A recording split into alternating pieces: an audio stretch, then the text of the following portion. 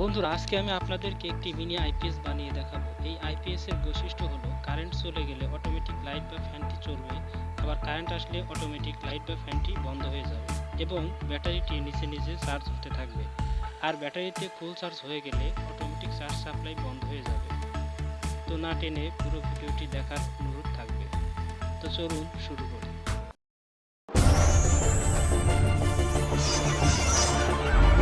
গত ভিডিওতে এই সার্কিটের উপর বিস্তারিত আলোচনা করেছিলাম। সার্কিটটি কিভাবে কাজ করে এবং সার্কিটটির কানেকশন ডায়াগ্রাম কেমন হবে সেসব সম্পর্কে বিস্তারিত আলোচনা করেছিলাম এবং বলেছিলাম এই সার্কিটটি দিয়ে মিনি আইপিএস তৈরি করা যায়। তাই আজকের ভিডিওতে দেখাবো কিভাবে এই সার্কিটটি দিয়ে একটি মিনি আইপিএস তৈরি করব। তো চলুন আর বেশি কথা না বাড়িয়ে চলে যাই মূল কাজে।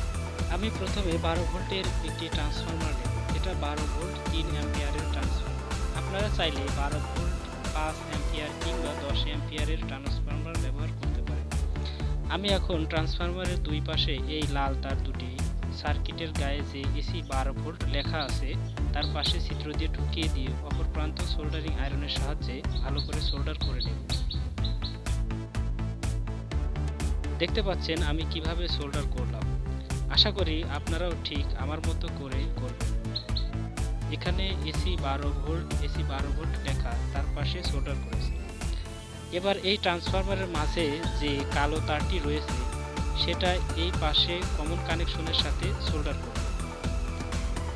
এ পর্যায়ে সার্কিটের সাথে ট্রান্সফরমারের কানেকশন শেষ।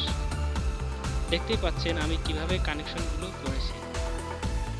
লাল তার দুটি এসি 12 ভোল্টে এবং কালো তারটি কমন বা নেগেটিভে দিয়েছি। এবার দেখুন আমি এখানে দুটি ইন্ডিকেটর বাল্ব লাগিয়েছি। এখানে লাল বাল্বটি হচ্ছে পাওয়ার এবং সবুজ বাল্ব চার্জ ফুল। এবার সার্কিটের এই আউটপুট অংশে এরকম দুটি লাল ও কালো তার লাগিয়ে নেব। লাল তারটি বি পজিটিভ লেখা এই ছিদ্র দিয়ে ঢোকাবো এবং অনুরূপভাবে কালো তারটিও বি নেগেটিভ লেখা এই ছিদ্র দিয়ে ঢুকিয়ে নেব। ঢোকানোর পর তারের অপর প্রান্ত দুটি ভালো করে সোল্ডার করে নেব। মূলত এই তার দুটি দিয়ে আমরা আউটপুট ভোল্টেজ পাবো। বন্ধুরা, এখন আমার হাতে দেখতে পাচ্ছেন একটি 12 ভোল্টের ব্যাটারি প্যাক। এটা আমি 6টি লিথিয়াম ব্যাটারি দিয়ে তৈরি করে নিয়েছি। আপনারা চাইলে যে কোনো 12 ভোল্টের ব্যাটারি ব্যবহার করতে পারেন। মনে রাখবেন, ব্যাটারি যত ভালো মানের হবে ব্যাকআপ তত ভালো পাবেন। এবার আমি সার্কিটের এই অংশে ব্যাটারি কানেক্ট করব। তার জন্য ব্যাটারির লাল তারটি বি পজিটিভে ও কালো তারটি বি নেগেটিভ লেখা তার পাশে ছিদ্র দিয়ে ঢুকিয়ে অপর পাশের প্রান্তগুলো ভালো করে সোল্ডার করে নেব।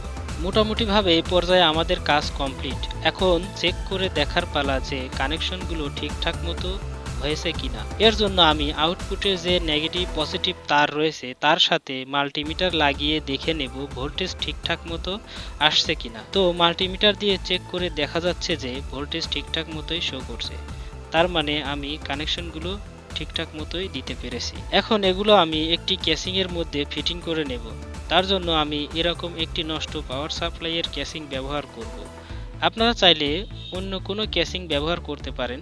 বন্ধুরা, আমি এখানে আগেই দুটি আউটপুট ডিসি সকেট ও সুইচ লাগিয়ে রেখেছি যাতে সময়টা কম লাগে। এবং পাশে দেখতে পাচ্ছেন 3 পিনের এসি ইনপুট সকেট, যেটা পাওয়ার সাপ্লাইয়ের সাথেই লাগানো ছিল।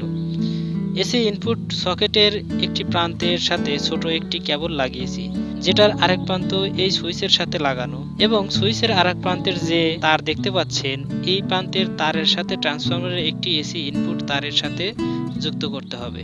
এখন আমি ট্রান্সফরমারের এসি ইনপুটে একটি তার এসি 220 ভোল্ট সকেটের সাথে লাগিয়ে নেব এবং ট্রান্সফরমারের অপর প্রান্তটি সুইচের এই কেবলের সাথে সংযোগ করব।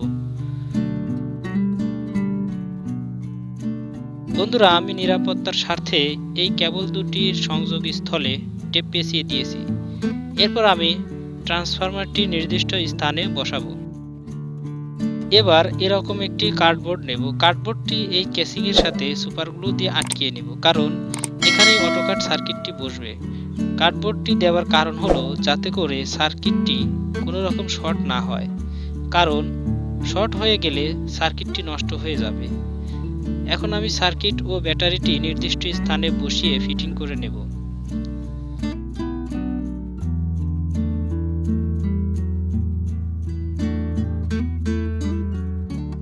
এরপর আউটপুটের নেগেটিভ ডিসি তারটি সকেটের নেগেটিভ প্রান্তে লাগাবো এবং আউটপুটের পজিটিভ তারটি ডিসি সকেটের পজিটিভ প্রান্তে লাগিয়ে নেব।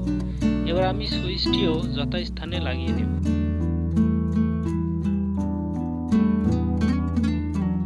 দেখতে পাচ্ছেন বন্ধুরা, এটা হচ্ছে মেইন পাওয়ার সুইচ।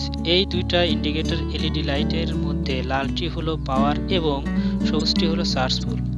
এইখানে এই দুটি সকেটের মাধ্যমে আউটপুট ভোল্টেজ পাবো এবং এই পাশে এটা হচ্ছে 220 ভোল্ট এসি ইনপুট সকেট, যেটা দিয়ে সরাসরি 220 ভোল্ট কারেন্ট সাপ্লাই দিতে হবে।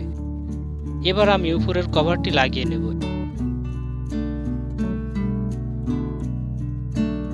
এখন 220 ভোল্ট পাওয়ার দেওয়ার জন্য আমি পাওয়ার কেবলটি সকেটের সাথে লাগালাম। এবার দেখতে পাচ্ছি এপাশে পাওয়ার এলইডি লাইটটি জ্বলে উঠেছে, তার মানে সবকিছু ঠিকঠাক মতো কাজ করছে। তো চলুন এবার ফাইনালি চেক করে দেখি এটা কিভাবে কাজ করে। তো চেক করার জন্য আমি এরকম একটি ডিসি ফ্যান নিলাম। ফ্যানের ডিসি প্লাগটি ডিসি সকেটের সাথে কানেক্ট করলাম।